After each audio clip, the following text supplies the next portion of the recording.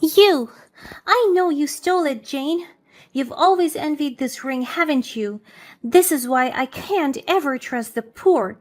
You all could never resist the temptation. You're all just desperate for a taste of wealth and luxury that you will never have.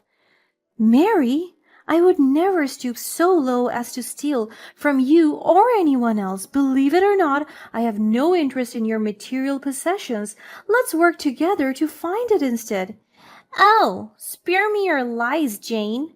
Remember this, Jane. Having the ring in your possession doesn't make you belong in this family. You're just a commoner, a nobody trying to play the part of a lady.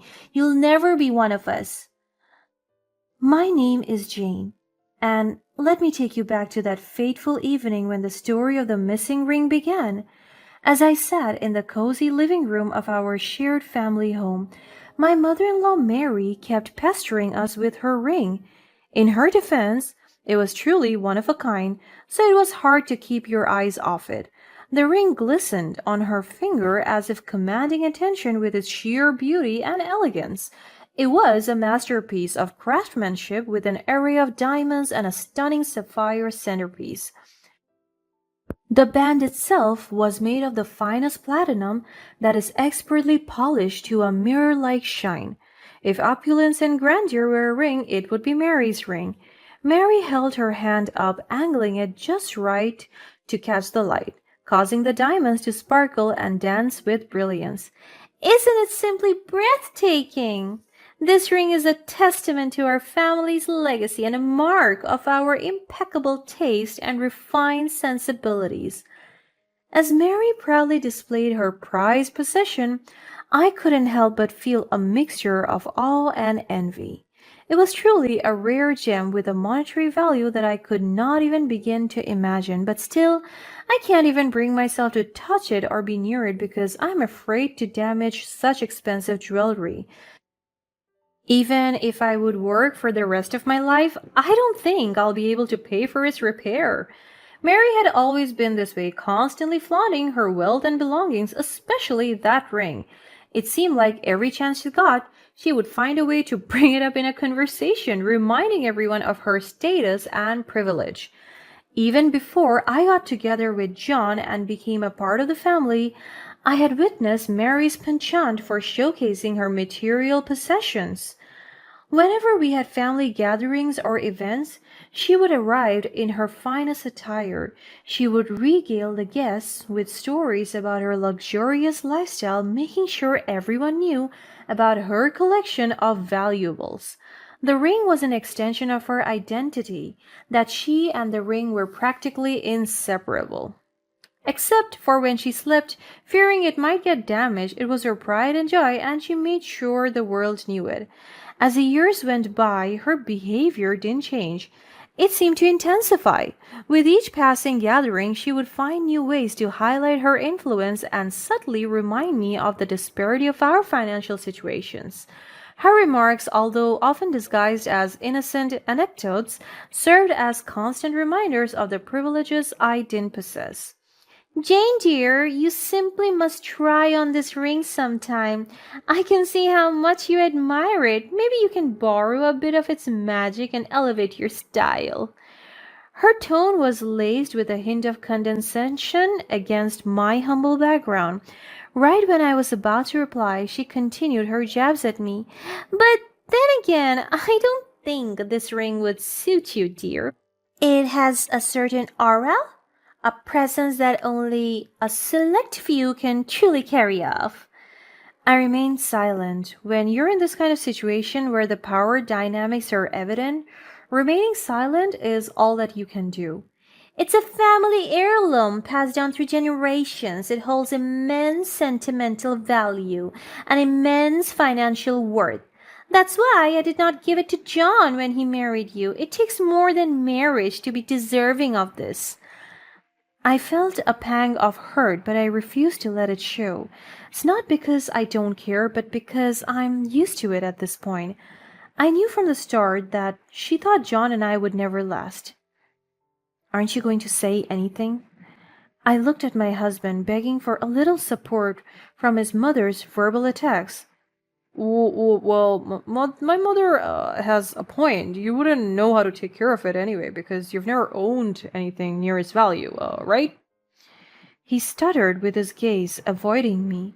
I couldn't help but feel a sense of betrayal at how he prioritized his mother's approval instead of defending me. I had hoped that our bond as husband and wife would be strong enough to withstand the toxic influence of his mother's words. I realized I was alone in this battle. Perhaps it's for the best that this ring is up for auction. 2 days from now, the ring will find its true value rather than be fall into the hands of someone who wouldn't appreciate its significance. Though the comment struck a chord, I let it be. There was a small consolation in knowing that the auction would definitely benefit a worthy cause. The night wore on, and little did we know that the events from that day would take an unexpected turn, further straining our dynamic. My mother-in-law's demeanor shifted from arrogance to sheer panic, and our normally composed facade crumbled before our eyes. She went from room to room, frantically searching every nook and cranny, hopelessly trying to locate the precious heirloom. As her desperation escalated, so did her accusations. You! There it is. I became her target. It was only a matter of time for her to accuse me. You! I know you stole it, Jane. You've always envied this ring, haven't you? That is why I can't even trust the poor. You all could never resist the temptation. You're all just desperate for a taste of wealth and luxury that you will never have. Mary, I would never stoop so low as to steal from you or anyone else. Believe it or not, I have no interest in your material possessions. Let's work together to find it instead. Oh, spare me your lies. Remember this, Jane. Having the ring in your possession doesn't make you belong in this family. You're just a commoner, a nobody trying to play the part of a lady. You'll never be one of us. She glared at me one last time, but I maintained my composure and let her have the last word because I knew I was innocent and time would reveal the truth. Mary stormed off and John followed her into her room, probably attempting to calm her down and reason with her. The muffled sounds of their conversations echoed through the house, leaving me alone with my thoughts.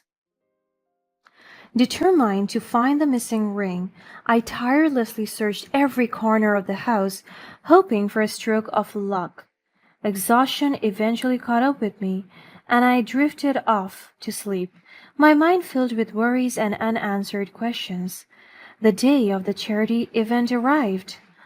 Confusingly, the morning brought a sense of calm. Mary had seemingly composed herself, and we continued with our daily routines as if the fight had never occurred. I was surprised that John told me to prepare since we were still attending the auction. I don't think the ring was found because Mary would have been wearing it, but she wasn't. Perhaps she had more jewelry to auction off since she is wealthy after all.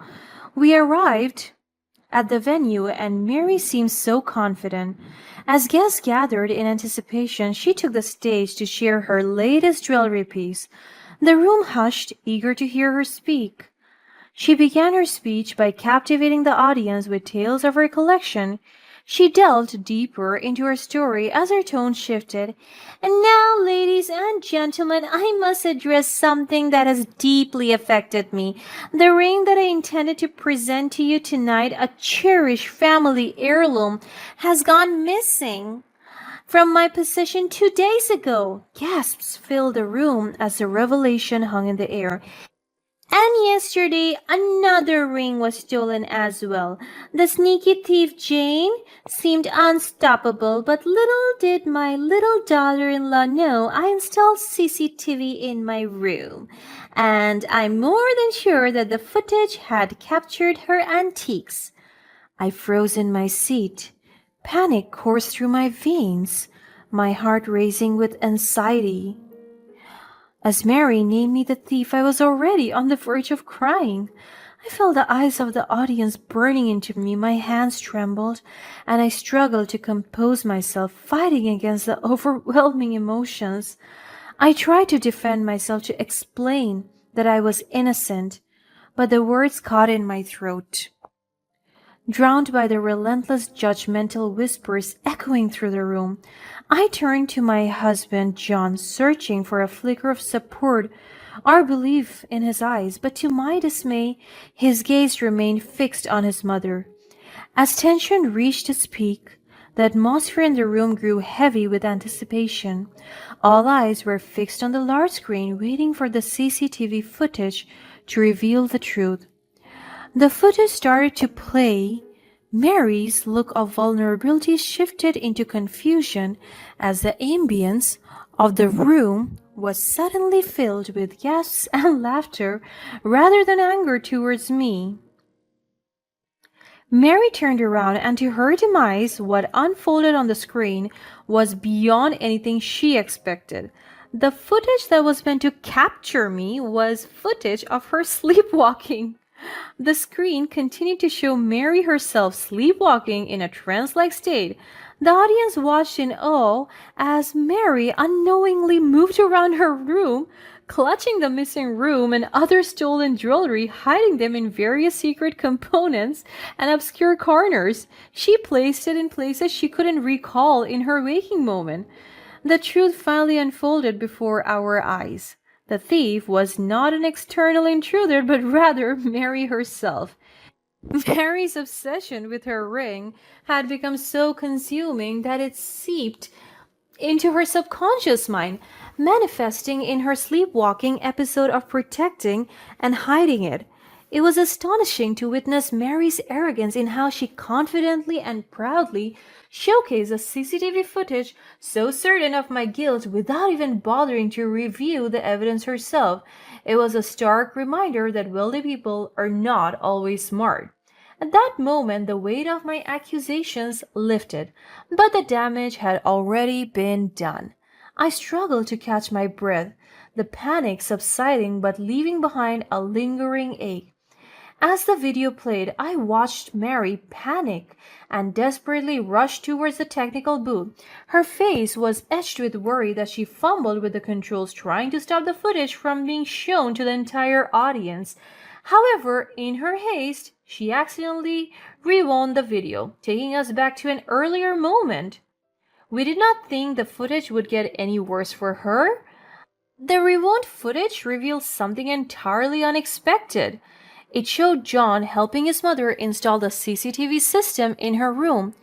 I don't even care about this charity nonsense. It's just an opportunity to show off how much better I am than all those lowlifes. Jane had to disrupt all my plans, but what can you expect from poor people, right? Her words echoed in the room, filling the air with a mix of shock and disbelief as her true intentions were exposed. It became clear that Mary's involvement in the auction had nothing to do with genuine philanthropy or compassion. It was solely driven by her desire to assert her pride and belittle others, using the event as a stage for her grand display of superiority. The revelation left the audience stunned. Their once high regard for Mary crumbled under the weight of her selfishness. The true purpose of her involvement in the auction was laid bare, tarnishing her image and exposing the emptiness behind her lavish lifestyle. However, I think what hurt me the most is seeing how John stood beside his mother, laughing along and nodding to her hurtful words. It was a painful sight to witness, realizing that his loyalty will always lie more with his mother's destructive mindset. The aftermath of Mary's exposed actions reverberated throughout her life. News of Mary's true character spread like wildfire within the auction community. Her deceitful intentions and derogatory remarks shattered her reputation.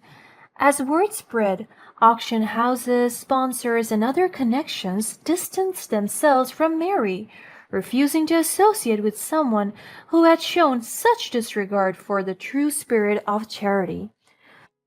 The ban from auctions was a devastating blow to Mary, as it severed her access to the extravagant events she had once thrived in. Without the allure of high-profile auctions and exclusive gatherings, her ability to showcase her wealth and superiority was stripped away and left her financially unstable. John also found himself caught in the crossfire of his own choices. As the news spread and his reputation suffered, his unquestioning loyalty to his mother caused him to face its consequences. The trust that had once existed between him and his mother was shattered as she too turned her back on him. Mary blamed John for the mishap with the CCTV footage. Mary severed ties with her son, leaving him to feel alone and isolated. In the wake of the events, I found the strength to make a difficult decision. Recognizing that my marriage to John had been tainted by his mama's boy persona and our fundamental differences, I chose to step away and pursue a new path for myself. It was during that transformative period that I crossed paths with one of the event organizers, someone who had witnessed the entire ordeal and seen the strength and resilience I possessed. This newfound love interest became not only a partner, but also a source of support and inspiration as I forged ahead on my journey. We embarked on new ventures, leveraging the connections and networks that had come my way. He helped me progress in life attuned to my dreams, something that John was not able to help me with despite us being together for decades. As I stepped into the light of a new chapter, surrounded by genuine connections and fueled by purpose, I knew that I had found my true wealth, the wealth that no amount of money or material possession could ever diminish.